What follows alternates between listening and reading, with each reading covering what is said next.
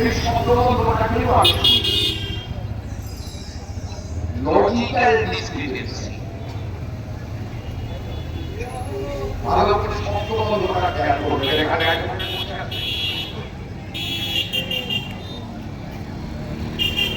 যখন রাস্তায় কাজ হয় তখন কি লেখা থাকে? রাস্তা বন্ধ, কাজ চলছে, তাই তো? ইংরেজিতে কি লেখা থাকে? ইন কমিশন, তাই তো? তার মানে যেটা চলছে সেটা ইংরেজিতে ইন কমিশন আর বাংলায় কাজ চলছে। তাহলে আপনাদের মধ্যে সংশয় আছে, আমাদের মানুষের সংশয় আছে। তাহলে কি লেখা থাকে? বিবেচনা করিয়েছে, বিবেচনা কি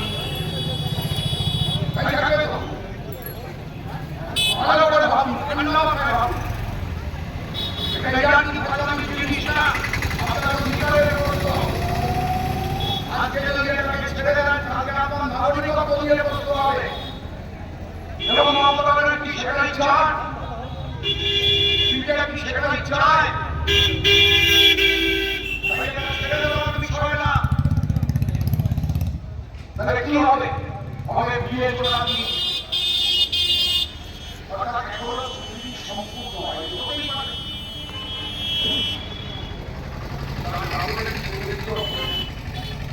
একটা আইনের শব্দ দিয়ে দিল লজিক্যাল ডিসক্রিপেন্সি।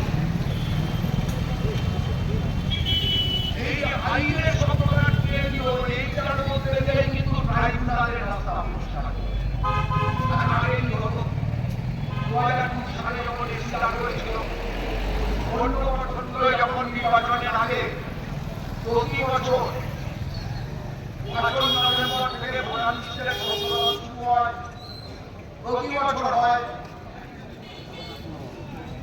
সেই সময় কি হয়? যদি একটা জেনুইন নাম বাদ চলে যায়, আপনি কি করেন? আপনার আপনারা ইলেকশন অফিসে মানে